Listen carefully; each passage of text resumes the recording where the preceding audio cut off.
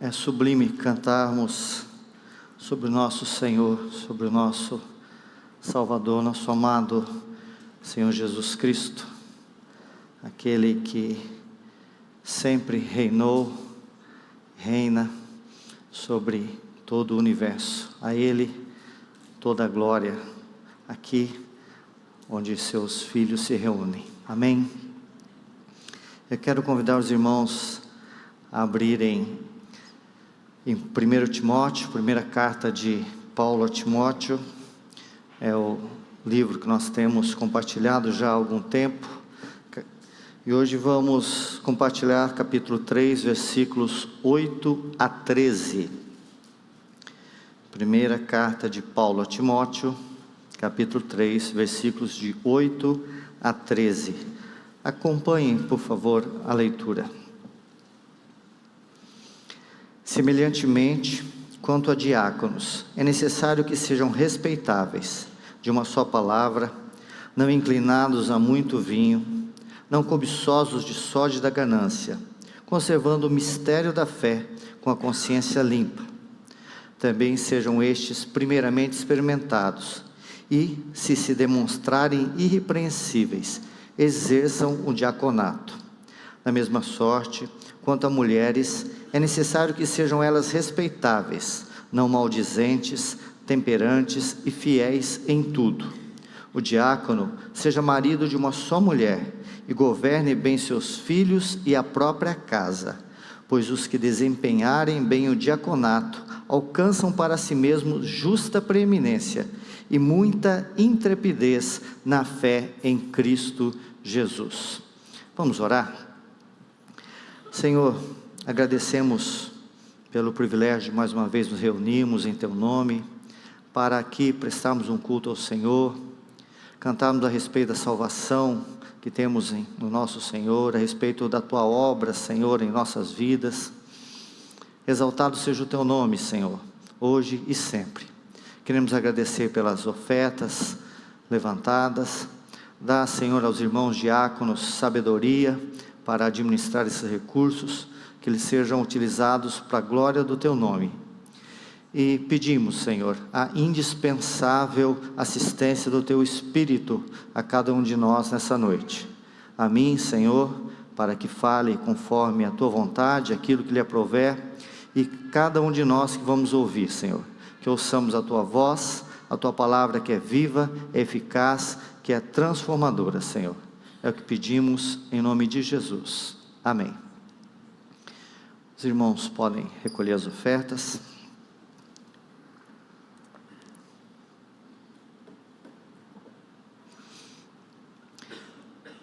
O contexto geral da primeira carta de Paulo a Timóteo está ligado ao fato de que Timóteo foi deixado ali por Paulo, naquela cidade de Éfeso, para que ele, Timóteo, colocasse em ordem algumas questões daquela igreja, até que ele mesmo, Paulo, pudesse ir até a cidade de Éfeso e então continuar.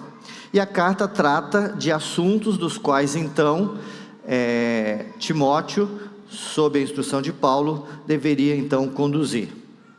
E no capítulo 2, Paulo começou a tratar da questão do ensino e do governo na igreja, tema este que ele então vai encerrar hoje. Em janeiro, nós pregamos sobre os versículos 11 a 15 do capítulo 2, onde Paulo abordou sobre ensino e governo na igreja. Era essa uma das coisas que precisavam ser colocadas em ordem. E nós vimos então que Paulo trouxe uma vedação a que as mulheres exercessem tais atividades, versículo 12 especificamente do capítulo 2, não permito que a mulher ensine e nem exerça autoridade de homem. E como já faz algum tempo que nós compartilhamos essa palavra, e aquele fundamento está ligado diretamente ao texto de hoje, eu quero relembrar apenas alguns pontos essenciais daquela pregação.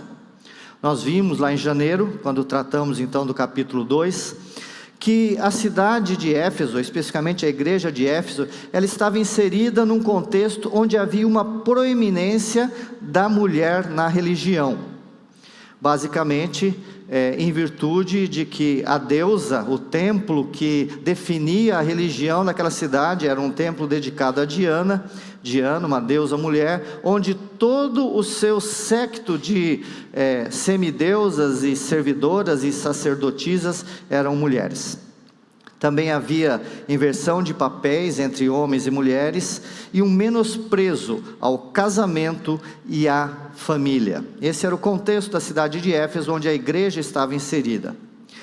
Vimos também naquela ocasião que o cristianismo, seguindo o exemplo do nosso Senhor Jesus, corrigiu a visão religiosa a respeito da mulher, colocando então a mulher em igualdade de capacidade, de direitos e de dignidade em relação ao homem no tocante às coisas de Deus. Nós vimos que, apesar de iguais em capacidade, direitos e dignidade, homens e mulheres recebem do Senhor funções diferentes. E, portanto, vimos também que não é função da mulher ensinar na igreja, e nós falamos com muita clareza que se trata aqui do ensino autoritativo, o ensino baseado na autoridade recebida da igreja, e nem exercer autoridade de homem ou autoridade sobre o homem.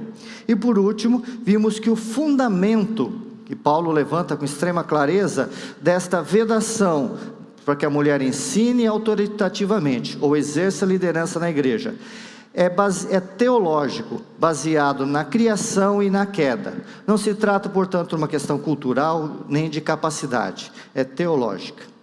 E então, na última pregação, nós começamos a ver aquilo que eu chamei de outro lado da moeda. Que se no capítulo 2, Paulo fala que a mulher não é dada o ensino e o governo na igreja, no capítulo 3 ele começou a falar então a respeito de quem são ou como são esses homens que governarão a igreja, que ensinarão e governarão a igreja.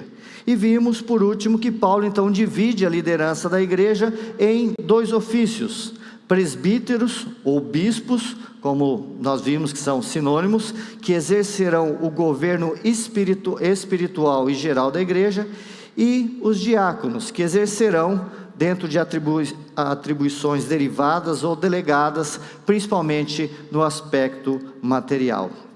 Então, na última pregação, compartilhamos sobre presbíteros, suas qualificações, versículos de 1 a 7. E hoje encerraremos essa questão da ensino e liderança da igreja, falando sobre diáconos. Começando então o versículo 8. Semelhantemente, quanto a diáconos. O que significa diácono?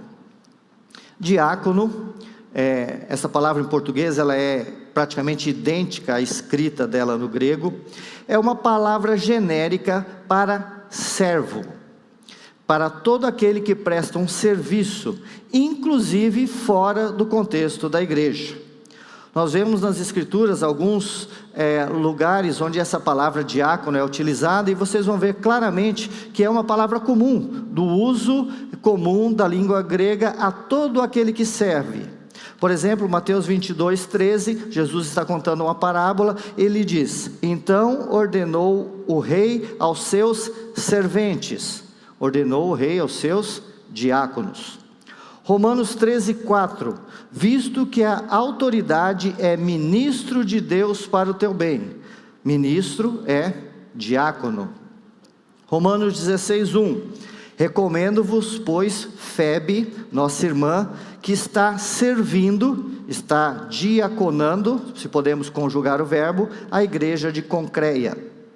Marcos 9:35, falando sobre Jesus falando, e ele assentando-se chamou os 12 e disse: se alguém quer ser o primeiro, será o último, e servo, diácono de todos.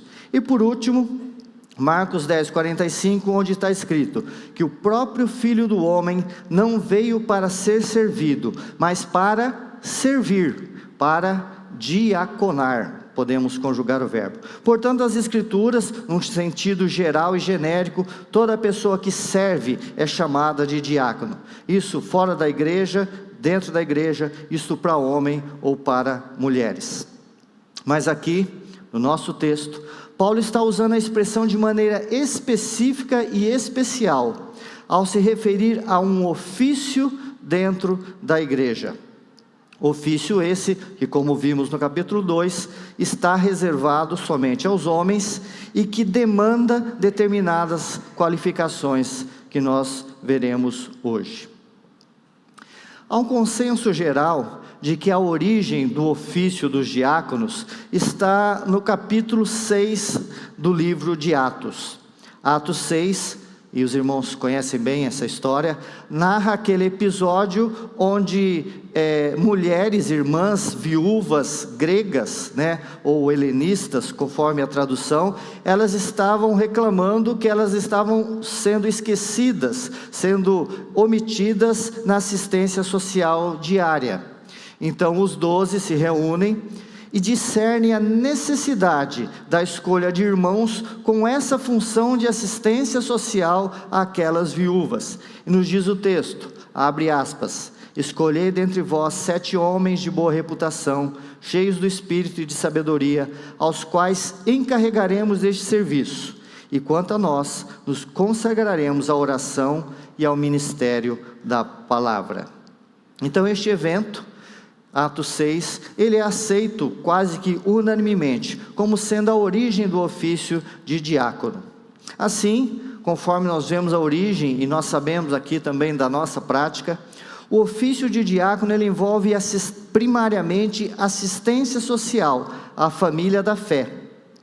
E em nossos dias, dentro da nossa visão, envolve também a administração geral dos recursos e patrimônios da igreja, bem como da conservação desse patrimônio. Mas aqui, meus irmãos, eu gostaria de já fazer um comentário muito importante. Ainda que o ofício de diácono se volte mais a questões materiais, trata-se de um ofício espiritual, voltado ao corpo de Cristo, cujas qualificações, nós vamos ver aqui, elas são eminentemente espirituais. O diácono, ele exerce uma função espiritual, voltada ao Senhor, capacitada pelo Senhor, função esta que se manifesta na solução de questões materiais ligadas ao próximo. Não é à toa, não é exatamente pelo fato de que o diaconato, ainda que seja um ofício que nós vemos ligado a questões materiais, mas por ele ser uma questão do Senhor, da igreja do Senhor, do corpo do Senhor, não é à toa que quando nós lemos Atos 6, a instituição dos primeiros diáconos, lá os apóstolos discerniram que deveriam ser homens cheios do Espírito Santo. E como nós vamos ver hoje, são homens que, ao exercer o diaconato, se tornam intrépidos na fé. Portanto, sendo como efetivamente é um serviço de natureza espiritual, que se concretiza no âmbito material, um serviço prestado em nome do Senhor, a mesma motivação daquele que aspira ao presbitério, deve habitar no coração daquele que aspira ao diaconato, a glória de Deus e o amor a Deus e ao seu irmão. Vejamos então quais são os requisitos para o diaconato. E nos começa o versículo 8 dizendo, é necessário que sejam respeitáveis. Respeitáveis significa alguém que seja digno de respeito, digno de atenção, digno de consideração, digno de acatamento. Alguém que transmite confiança, seriedade e maturidade. Alguém que você leva a sério aquilo que ele fala, aquilo que ele pensa e aquilo que ele faz. O diácono exercerá sim uma posição de liderança, merecedora de respeito, mas a sua postura antes de se tornar diácono, enquanto é candidato, deve coincidir, deve condizer com isto. Deve ser um homem respeitável. Também nos diz o texto, versículo 8, de uma só palavra. A palavra do diácono deve ser sim, sim, não, não. Aliás, como nos adverte as Escrituras, essa deve ser a palavra de todo cristão. O falar do diácono deve ser franco, deve ser verdadeiro. O candidato a diácono não pode ser conhecido como alguém que fala uma coisa hoje e amanhã nega ou fala outra. Não pode ser conhecido como alguém que fala algo para uma pessoa, mas já fala algo diferente para outra. O candidato a diácono deve cumprir as promessas que faz, tanto as grandes e importantes, como as pequenas e insignificantes. Ele deve honrar os compromissos que assume. Que mais nos diz as Escrituras? Não inclinado a muito vinho. Aí está ainda aí no versículo 8. Ainda que haja uma pequena diferença na expressão que Paulo utiliza quando ele fala a respeito dos presbíteros, e lá ele fala a respeito de não dado ao vinho, o significado é exatamente o mesmo. Do mesmo modo como os presbíteros, o candidato a diácono não deve ser dominado pela bebida alcoólica. Não pode ser alguém que se embriague, alguém que seja conhecido por ter a prática, o costume de se embriagar. Não seja inclinado a muito vinho, a bebida alcoólica. E ainda no versículo 8, não seja cobiçoso de sórdida ganância.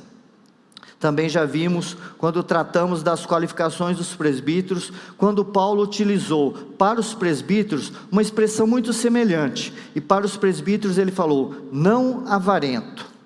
Cobiça gananciosa e avareza são irmãs gêmeas. O ganancioso, ele ama e serve ao dinheiro, assim como o avarento. Portanto, o diácono não deve ser movido por cobiça, não deve ser guiado pela ganância. E é importante destacar que essa cobiça gananciosa, ele não é um problema de quem tem dinheiro, não é um problema dos ricos. Aquele que cobiça, aquele que tem ganância, ele o faz tendo ou não tendo dinheiro, pois a questão está relacionada ao seu amor ao dinheiro, e não a ter ou não ter dinheiro. O problema não é o bolso, o problema não é a conta bancária, mas sim o coração. Há gananciosos ricos e há gananciosos pobres, e ambos estão inaptos ao diaconato. E quando, irmãos, preste atenção, falamos de sórdida ganância, ainda que o dinheiro seja o principal ponto, não é o único. A sórdida ganância pode ser por benefícios indiretos, ou até mesmo imateriais. Em outras palavras, a motivação do diácono não deve ser nenhum tipo de ganho, mesmo que não seja necessariamente financeiro. Não pode ser poder, não pode ser status, não pode ser visibilidade, não pode ser influência, e por aí vai. Tudo isso é sórdida ganância.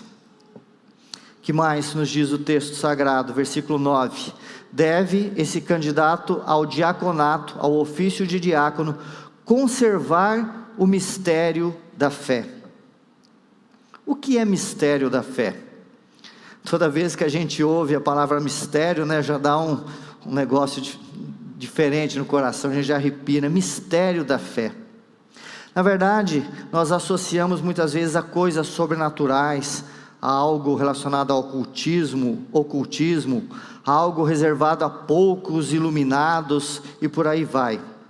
Mas, meus irmãos, talvez para decepção de muitos, nas Escrituras, especialmente no Novo Testamento, mistério é simplesmente algo que estava oculto por Deus, e que foi a seu tempo revelado, ou ainda será a seu tempo revelado. Jesus fala de mistério do reino de Deus, Marcos 4:11. Paulo fala de mistério guardado em silêncio nos tempos eternos, Romanos 16:25. Mistério de Cristo, Efésios 3:4. Mistério do Evangelho, Efésios 6:19. Mistério de Deus, Colossenses 2:2. E mistério da piedade, 1 Timóteo 3:16. Todas essas expressões, meus queridos, se referem à mesma coisa. Esse mistério é o Evangelho de Cristo, é o próprio Cristo. Mistério da fé, mistério do reino de Deus, mistério de Cristo, mistério do Evangelho, mistério de Deus, são expressões que significam a mesma coisa, e preste atenção, meu querido, significam a revelação do plano da salvação, que foi escrito na eternidade, prometido e tipificado no Antigo Testamento, e que foi concretizado na plenitude dos tempos, com a encarnação, vida obediente, morte, ressurreição e exaltação de Cristo, envolvendo o envio do Espírito Santo, e finalmente, como aguardamos, o seu retorno em glória. Em outras e poucas palavras, é o Evangelho de Cristo, mistério de Deus, é o próprio Cristo. E aqui eu quero só destacar 2 textos para que isso fique muito claro na mente dos irmãos. Em Colossenses 1:26, Paulo está falando do Evangelho que foi confiado a ele, do qual ele se tornou pregador, e ele fala o seguinte, Colossenses 1:26, o mistério que estivera oculto do século dos séculos e das gerações, e que agora se manifestou aos seus santos, aos quais Deus quis dar a conhecer, qual seja a riqueza deste mistério entre os gentios, isto é, o que é esse mistério oculto? Cristo em vós, a esperança da glória.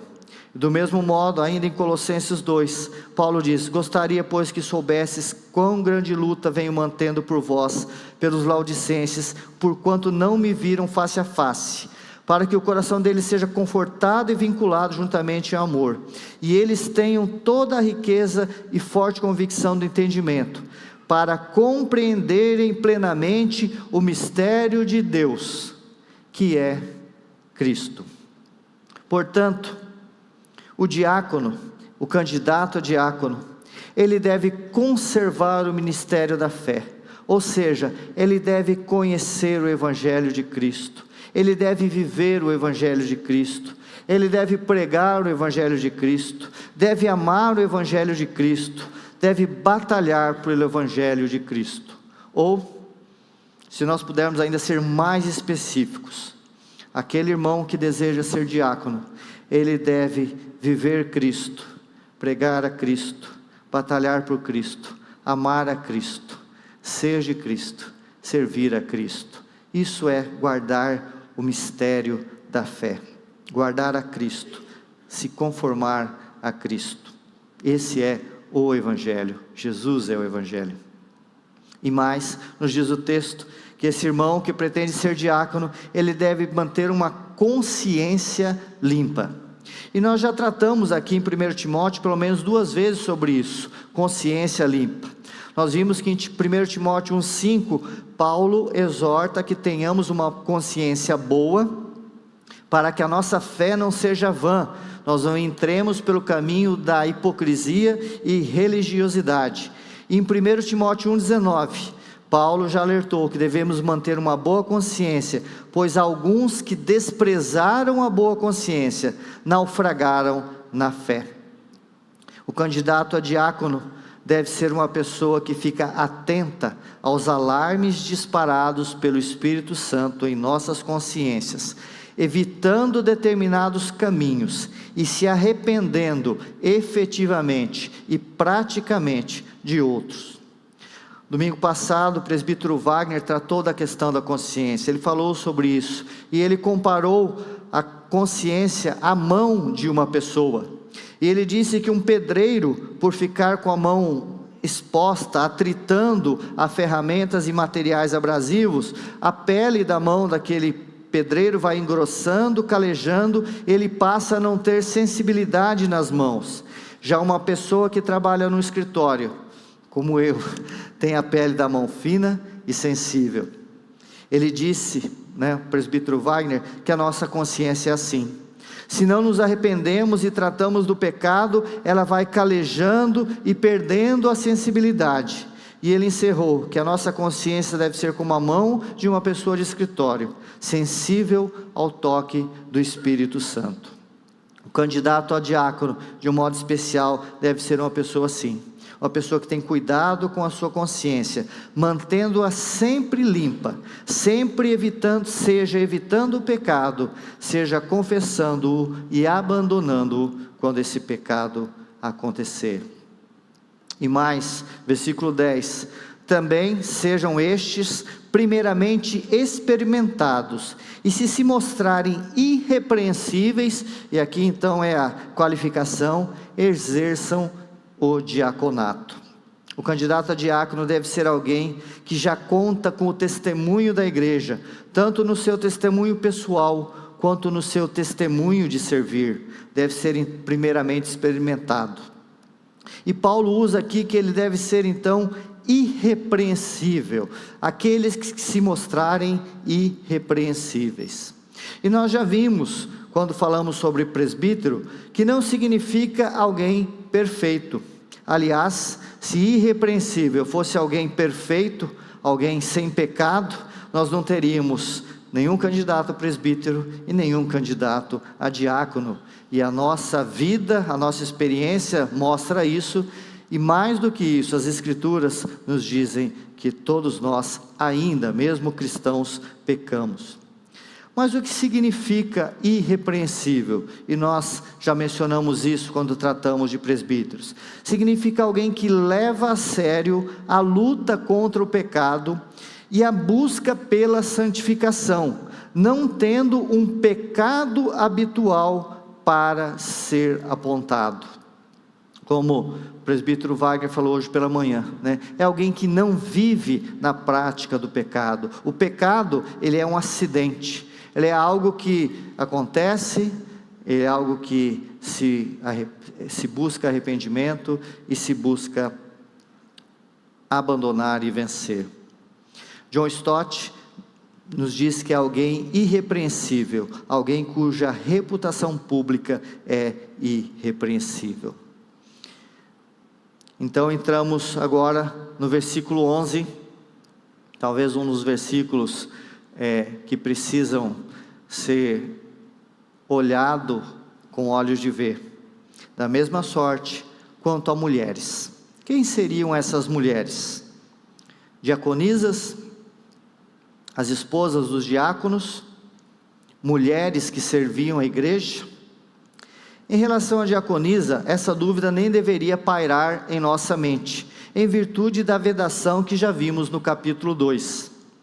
Há um ditado, segundo o qual, para quem quer entender, uma palavra basta, e para quem não quer entender, não há palavras que bastam. Como vimos, à mulher é vedado o exercício de autoridade de homem ou sobre o homem, e o diácono, dentro da sua esfera, ele faz parte do governo da igreja, onde há exercício de autoridade sobre homens. Mas, além da vedação do capítulo 2, que é clara e suficiente, dois aspectos do próprio texto que lemos confirmam que mulheres aqui não podem ser diaconisas. Primeiro, a própria estrutura do texto, e segundo, a referência ao governo da própria casa. Vamos lá, quanto à estrutura do texto, o versículo 8 a 10, nós lemos esses versículos, tratam dos requisitos dos candidatos a diáconos, e, se admitindo que pudessem ser mulheres, teríamos então que os versículos de 8 a 10 se referem a diáconos e diaconisas, volto a repetir, em se admitindo que pudessem ser mulheres. E reparem aí no versículo 8, olha aí por favor na sua Bíblia, que no versículo 8, Paulo já tinha colocado que aquele candidato a diácono ou diaconisa, se nós aceitarmos, deveria ser respeitáveis. Está aí, versículo 8, respeitáveis. Agora, olha qual o primeiro requisito para essas mulheres do versículo 11, que elas sejam respeitáveis. Portanto, aceitar que mulheres do versículo 11 sejam diaconisas, torna o texto sagrado incoerente, pois Paulo estaria falando duas vezes a respeito do mesmo requisito, respeitáveis e respeitáveis. Segunda coisa do próprio texto que nós vemos que corrobora com tudo o que nós já temos dito, é que no versículo 12, Paulo coloca como requisito para o diaconato, que o candidato governe bem seus filhos e a própria casa. E pelo padrão das Escrituras, se nós sabemos isso com muita clareza, que quem tem a função de governar a casa e os filhos é o homem. Assim, para encaixar aqui diaconisa, além de eliminar o versículo 12 do capítulo 2 das Escrituras, nós teríamos que derrubar uma coluna central do ensino bíblico sobre a família, que é o papel do homem, que são os papéis do homem e da mulher do lar. Portanto, meus irmãos, encerrando, tanto pela vedação clara do capítulo 2, que já é mais do que suficiente, tanto quanto pela estrutura do texto, que apenas confirma o padrão bíblico, mulheres aqui no versículo 11, não se referem a diaconisas. Mas quem são, então? Pode ser perfeitamente esposa dos diáconos.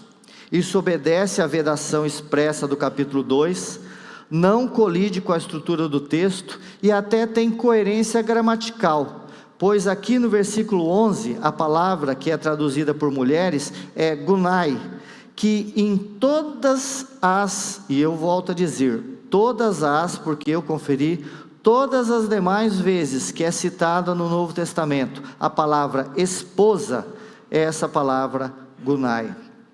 Portanto, com muita tranquilidade, com perfeita coerência teológica e gramatical, nós podemos dizer que mulheres aqui se referem às esposas.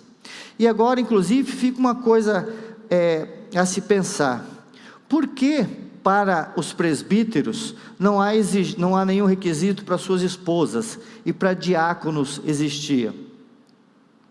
Basta nós olharmos Atos 6, para nós vermos que basicamente, e nós estamos naquele contexto, a função primordial pela qual nasceu e foi instituído o diaconato, era para cuidar de mulheres viúvas. Portanto, a presença, o auxílio, o toque da mulher do diácono, era essencial naquilo.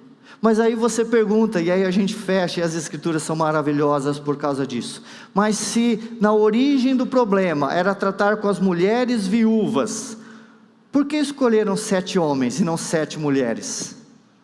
Porque só devem ser homens, diáconos homens. Mas aqui, dentro daquele contexto, as mulheres dos diáconos deveriam também ser olhadas, deveriam ser observadas, porque elas estariam, e hoje nos nossos dias também em muitas questões sociais elas estão envolvidas, e elas então são os requisitos que nós veremos à frente. Mas também, e aqui eu não posso deixar de mencionar, que podem ser mulheres que serviam a igreja, como a irmã Febe, que foi citada no começo. Lembrando que a palavra serviço, a palavra diácono, significa qualquer pessoa que serve. E muitas mulheres serviam as igrejas, como efetivamente servem até hoje, mas elas não eram, como não são, e não devem ser, dentro da nossa visão, investidas de autoridade do ofício diaconal. E essas mulheres então, que na nossa visão se refere às esposas dos diáconos, ou podendo ser também mulheres que serviam sem necessariamente serem diaconisas, elas devem ser respeitáveis. Já vimos, quando falamos do versículo 8, elas devem ser mulheres que suas ideias, suas palavras, seus atos são dignos de respeito. Elas devem ser mulheres não maldizentes. As esposas dos diáconos não podem ser maldizentes. A palavra maldizente, e preste atenção meu querido, isso é muito forte, a palavra maldizente aqui, se você olhar no original grego, é diabolos. A língua da mulher, da esposa do diácono, não pode ser diabólica. É de onde vem a palavra diabo, sim, é pesado, tá? O que evidencia a gravidade desta conduta. O diabo é o pai da mentira, que é um pecado da língua. O diabo é o acusador, que é um pecado da língua. Portanto, aqui a questão é a língua. As esposas dos candidatos a diáconos devem ser mulheres que têm as suas línguas controladas pelo Espírito Santo, não maldizentes, que não falam mal dos outros. E mais, temperantes, e nós já vimos quando falamos dos presbíteros, temperante significa aquele que tem domínio de si. A temperança é a capacidade de refrear os seus apetites. As esposas dos diáconos devem ter domínio próprio domínio de si, domínio dos impulsos, utilizando uma expressão que Paulo utiliza a Tito. E por último, essas mulheres devem ser fiéis em tudo. A fidelidade é o compromisso de se empenhar verdadeiramente em cumprir o que se promete. Em todas as áreas nas quais essa mulher firmar um compromisso, seja com o Senhor, seja com o marido, seja com a família, seja com a igreja, seja com qualquer pessoa, essa mulher deve empenhar-se em cumprir o que disse. Versículo 12, agora Paulo fecha o parênteses, deixa de falar a respeito das mulheres e volta a falar sobre os diáconos, e diz que o diácono deve ser marido de uma só mulher. Nós já vimos isso quando tratamos dos presbíteros. Marido de uma só mulher não exclui os solteiros, nem os viúvos que se casaram novamente. Significa fidelidade conjugal. O candidato a diácono não pode ser bígamo, nem polígamo, não pode ser amasiado ou viver em união estável, não pode estar em estado de adultério. Se for casado, o candidato a diácono deve ser fiel à sua única mulher, alguém que seja verdadeiro e fielmente devotado à sua única esposa, um homem que, tendo feito aliança de casamento, seja fiel aos seus votos. Versículo 12, e aqui também é uma repetição do que foi dito a respeito de presbíteros, deve governar bem seus filhos e a própria casa. Como vimos quando tratamos dos presbíteros, governar bem os filhos e a própria casa significa que os princípios que determinam o proceder daquela casa são os princípios da palavra de Deus, princípios esses que serão ensinados, vividos e cobrados por aquele homem naquele lar. Governar bem os filhos significa que enquanto os filhos estão debaixo do governo do pai, devem se submeter respeitosamente aos princípios da palavra ensinados, vividos e exigidos. E apesar de, em relação aos diáconos, Paulo não dizer o porquê, não acrescentar o porquê deste requisito, ele já fez isso quando tratou dos presbíteros, né? Porque se esse homem que se candidata a administrar, a liderar a igreja, a família de Deus, se ele não governar bem a sua casa, como ele vai governar a igreja do Senhor? Portanto, como temos falado, há também sobre o ofício de diácono um aspecto de governo e liderança na igreja, ainda que restrito a determinadas e limitadas áreas, o que fecha harmoniosamente com a vedação do diaconato às mulheres, uma vez que, como vimos, à mulher é vedado exercer a autoridade de homem ou sobre o homem. E por último, encerra o nosso texto dizendo que os que desempenharem bem o diaconato alcançam para si mesmo justa preeminência e muita intrepidez na fé em Cristo Jesus. Fala esse versículo 13 do resultado, ou dos resultados, já que são mais de um, do exercício fiel, do exercício devotado, do exercício de maneira correta do diaconato. E diz aqui que o primeiro resultado é justa preeminência. Nos diz o texto que esses homens que exercem fielmente o diaconato, eles terão prestígio da igreja, terão reconhecimento da igreja. E ainda, meus irmãos, que esse não deva ser o objetivo de ninguém ao almejar o diaconato. Deus, na sua infinita graça, promete que os diáconos que desempenharem bem sua função, serão assim galardoados com o reconhecimento da igreja.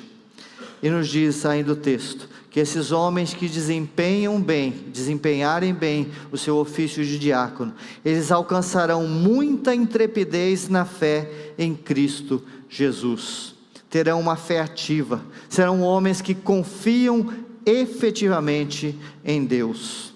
O bom exercício do diaconato, como um serviço a Deus, que se manifesta no serviço aos filhos de Deus, traz uma fé intrépida, ou seja, uma fé corajosa, uma fé que vence o medo, uma fé que vence as dificuldades, uma fé que vence a incredulidade.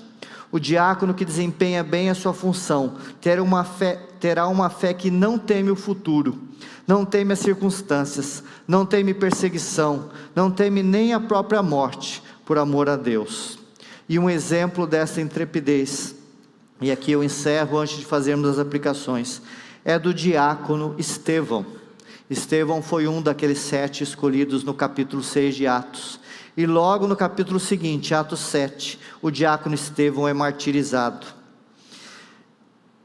E ele, Estevão, perante seus acusadores, demonstra firmeza na fé, conhecimento das Escrituras e do Evangelho, e diante da morte, não recua no seu testemunho. Enquanto intercede pelos seus algozes, o diácono Estevão morre, sendo recebido na glória pelo Senhor, a quem amava e a quem servia, ao amar e servir aos irmãos. Estas são, meus irmãos, as qualificações daqueles que almejam, ou conforme Paulo fala no versículo 1, aqueles que aspiram ao diaconato. São qualificações, bastante sérias, são qualificações bastante importantes, e a partir delas, e a partir daquilo que nós falamos a respeito dos presbíteros, e pelo contexto todo desse capítulo 3, eu queria encerrar fazendo 3 aplicações para nós nesta noite.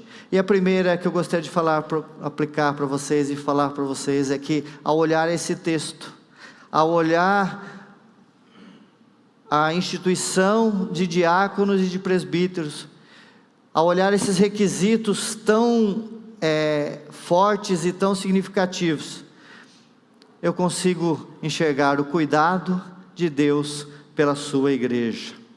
As Escrituras nos mostram que ambos os ofícios, presbíteros e diáconos, passaram a existir desde o início da igreja.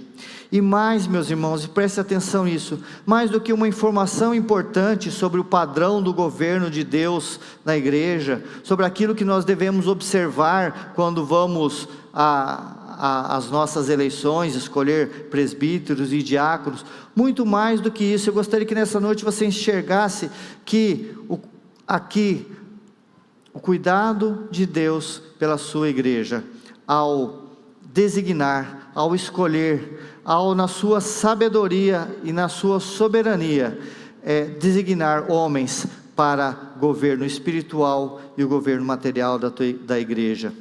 Esse cuidado de Deus, ele é manifestado primeiramente porque o nosso Deus é um Deus de ordem. Se olharmos para as Escrituras com este olhar, veremos como Deus é um Deus de ordem, e não poderia ser diferente na casa do Senhor. A casa do Senhor é uma casa ordenada, ordenada não como nós queremos, não como nós pensamos, mas como o próprio Deus, assim, na sua sabedoria e na sua soberania, decretou. Deus é um Deus de ordem, e foi assim desde o princípio. Nós vemos ordem na criação, nós vemos lógica na criação. As Escrituras revelam que tudo o que Deus determina e regulamenta, Deus faz com lógica e com ordem. Vemos isso nas instruções para a construção da arca, na instituição da Páscoa, na conquista da terra prometida, na construção do tabernáculo, na construção do templo, na regulamentação dos sacrifícios e do culto. Ordem e lógica, sempre lógica, ordem e hierarquia. Aliás, Paulo usa exatamente esse fundamento, que nosso Deus é um Deus de ordem e não de confusão, para tratar dos desvios litúrgicos do culto da igreja de Coríntio, arrematando o capítulo 14 com a exortação: tudo, abre aspas, tudo seja feito com decência e ordem. Portanto, meus irmãos, pense nisso se você nunca pensou. A instituição de presbíteros e diáconos sobre a igreja faz parte do caráter ordeiro de Deus, visando refletir na igreja, o seu corpo, a mesma ordem presente no caráter de Deus e presente em tudo o que Deus faz. Mas além de refletir o caráter ordeiro de Deus, a instituição de presbíteros e diáconos reflete o zelo de Deus pela sua igreja. Deus não formou a igreja e a deixou ao léu por conta própria. Deus não deixa a igreja debaixo da criatividade dos homens, para que seja feito conforme desce na cabeça de cada um, na liberdade de cada um. Aliás, nunca foi assim em relação ao culto e às coisas do Senhor. Jesus prometeu edificar a sua igreja, e a instituição de presbíteros e diáconos faz parte dos meios ordinários, pelos quais o Senhor extraordinariamente edifica a sua igreja. Jesus morreu para apresentar, e isso as Escrituras nos diz, a si mesmo, uma igreja, a sua noiva, bela, pura, imaculada e gloriosa, e faz parte do zelo do Senhor por essa igreja, a instituição de presbíteros e diáconos. Vejam o que Paulo afirma em 2 Coríntios 11:2. Eu, Paulo falando sobre o seu ministério, zelo por vós com o zelo de Deus, visto que vos tenho preparado para vos apresentar como virgem pura a um só esposo, que é Cristo. O escritor da carta aos Hebreus, ao exortar os irmãos daquela igreja a obedecerem e se submeterem aos presbíteros, afirma que isso deve ser feito, pois eles, presbíteros, pastores, velam pela vossa alma. Portanto, o cuidado zeloso de Deus pela sua igreja é manifestado no chamamento de irmãos que velarão pela alma dos crentes. Assim, a instituição de presbíteros e diáconos faz parte do zelo de Deus pela sua igreja, visando edificá-la, prepará-la, purificá-la e protegê-la. Proteção essa tanto no aspecto espiritual quanto no aspecto material. Portanto, eu queria que você pensasse nisso, pensasse no amor de Deus, no zelo de Deus, no cuidado de Deus pela sua vida, já que você está aqui e faz parte da igreja de Deus. Cuidado de Deus pela sua igreja, ao instituir, ao chamar, ao qualificar, ao separar homens que vão estar dentro das suas limitações, dentro da sua capacidade, dentro do seu chamado, agindo ordinariamente para aquilo que o nosso Senhor faz extraordinariamente, que é cuidar e edificar a sua igreja. E o que mais nós podemos aprender a respeito desse texto? E a segunda aplicação é: seja bíblico na escolha de presbíteros e diáconos. A escolha de presbíteros e diáconos é coisa séria. Nas próximas eleições, seja então bíblico nessa escolha. Não basta ao candidato simplesmente querer é um dos requisitos, como vimos, mas não é o único e nem o principal. Irmão, não se guie pela simpatia, não se deixe levar por parentesco, não se deixe levar por amizade. Olhe para as Escrituras, olhe para os requisitos das Escrituras. E aqui nós lembramos, o padrão não é a perfeição, pois ela não existe, tá? Mas olhe para este padrão colocado por Deus, e procure irmãos, nos quais você enxerga uma busca sincera e verdadeira, pela máxima conformidade possível a estes requisitos. Não escolha, não busque homens perfeitos, pois eles não existem, mas escolha homens que a partir destes requisitos da palavra do Senhor, evidenciem sim em suas vidas, uma busca para entenderem e se adequarem aos caminhos do Senhor. E por último, uma terceira aplicação: assuma a sua responsabilidade na igreja. Viver para aquele que por nós morreu e ressuscitou é uma função de todos nós, homens e mulheres. Por isso aqui eu estou falando para todos nós, é uma aplicação coletiva neste ponto, homens e mulheres.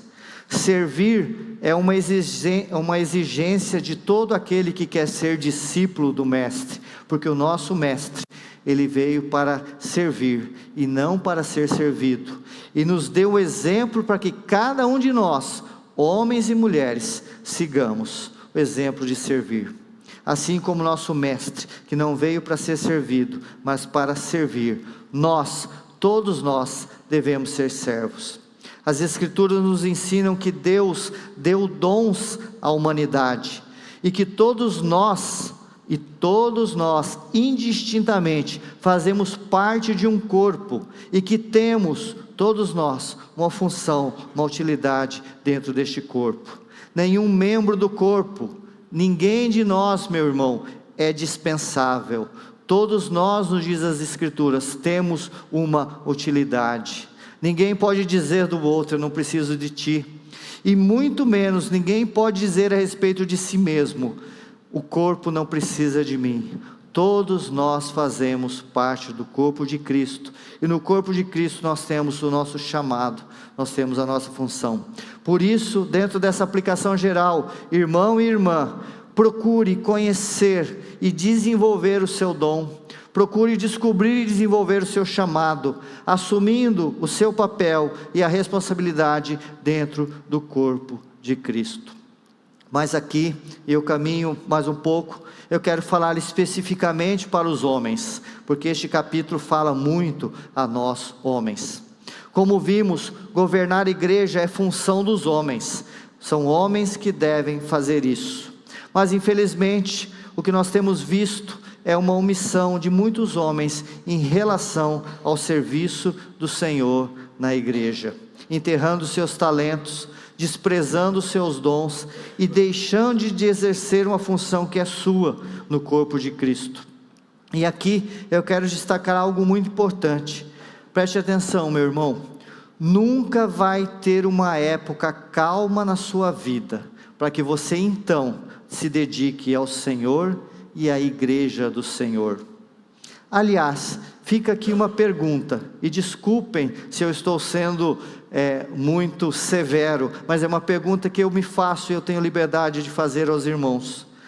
O tempo e a energia que você quer dedicar ao Senhor e à igreja, são aqueles que sobrarem depois que tudo demais for feito? Nosso Senhor merece, como sempre mereceu, as primícias. Nós vimos recentemente, numa das aulas de Mateus, o custo do discipulado. Senhor, permita primeiro que eu faça isso, que eu faça aquilo. Por isso eu repito o que eu já disse, meu irmão, nunca vai ter uma época calma na sua vida, para então você servir ao Senhor. Primeiramente, você se achará inexperiente pela sua juventude. Depois começará a sua formação profissional, uma fase de grande exigência. Senhor, permita-me que primeiro eu me forme.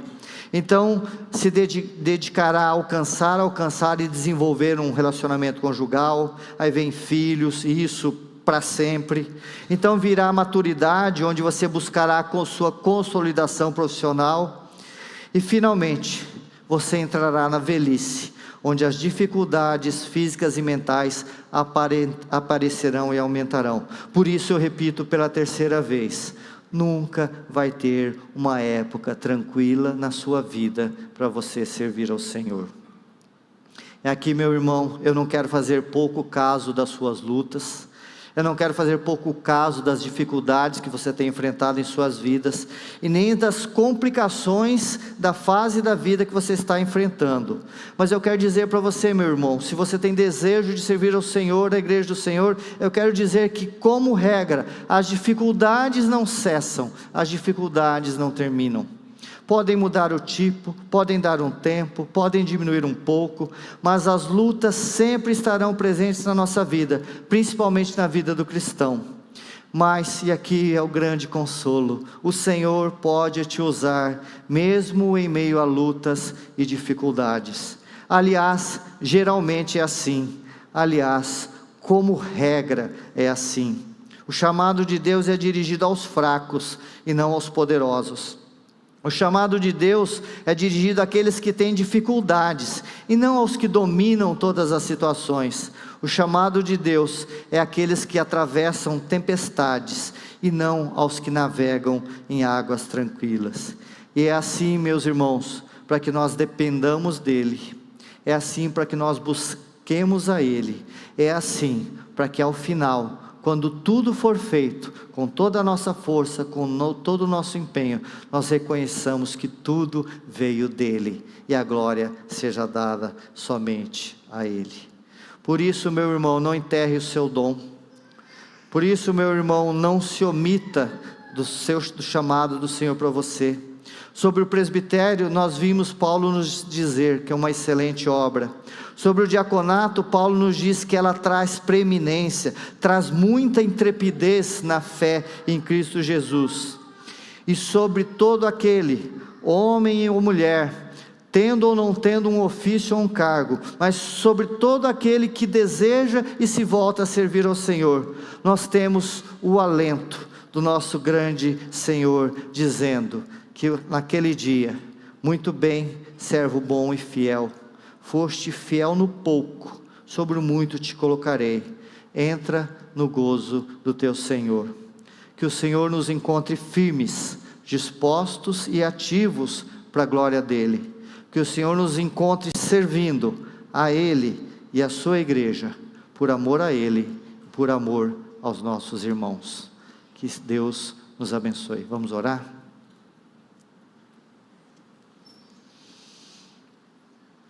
Amado Senhor, nós louvamos o Teu nome, por podermos nos reunir, pela liberdade que temos, Senhor, de nos expressarmos, de cantarmos os nossos louvores, lermos a Tua palavra, elevarmos a Ti a nossa oração. E nessa noite, Senhor, nós queremos pedir que Teu Espírito venha em nosso socorro, fazendo, Senhor, com que essa palavra que foi lida, que foi explicada, que foi aplicada na limitação do homem, Senhor, ela seja vivificada pelo poder do Teu Espírito, Senhor. Trabalhe, Senhor, a Tua palavra nas nossas vidas, e que ela produza em nós, Senhor, aquilo que for da Tua vontade, para a glória do Teu nome, Senhor, para a edificação da Tua igreja, em nome de Jesus, amém.